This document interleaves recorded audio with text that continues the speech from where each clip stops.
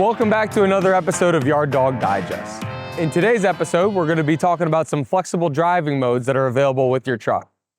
In a previous episode, you'll remember we talked about the dyno and how we make sure that the shift points are set correctly before the vehicle ever arrives.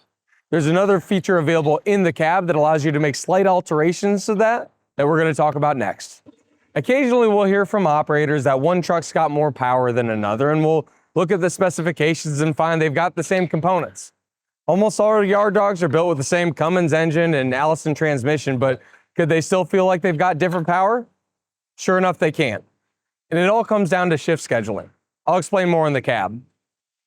So in the cab, your shift pad's over here, and see this mode button? This allows you to toggle between different shift patterns that come with the truck. There's two different modes, the first of which is economy, which will have the truck shift a little bit more naturally and be easy on fuel usage.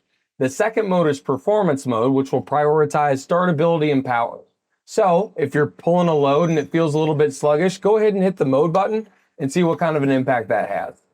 While we're in the cab, I'll call your attention to one more cool feature that's right on the dash in the middle of the gauge cluster. This is our LED screen, and I'm going to hold down on that bottom button to get to settings. I'm now going to move to the vehicle health screen and hit OK. Here you'll see a few key indicators. First, you'll see the coolant level, transmission life, and DEF fluid level. You'll also see the battery voltage, whether there's any vehicle faults, and the DPF soot level. The soot level in particular I think is interesting. Traditionally on diesel trucks, you have to monitor whether your regen light's on. This gives you some insight into how close you're getting by monitoring the amount of foot in the particulate filter system. Another cool feature of the LED screen is that you can pull fault codes. To do that, we're going to hold down on this button again, and we're going to go down to diagnostics and hit OK. We're going to move down to active DTC codes to show us any active codes that are in the system. Now, this truck doesn't happen to have any, but if there were, it would show it right there, including their SPN number, as well as the description on the more common faults. From there, you might need some support, and don't forget to call your Autocar Solutions techs.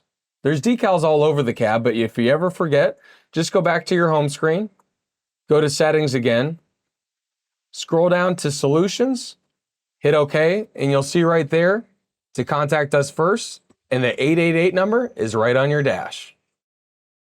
So as you can see, this truck's really built around usability and with the driver in mind. You can change your shift patterns, you can check the instantaneous health of the vehicle, as well as check any fault codes if a check engine light's on. Thanks for watching, and please stay tuned for more videos.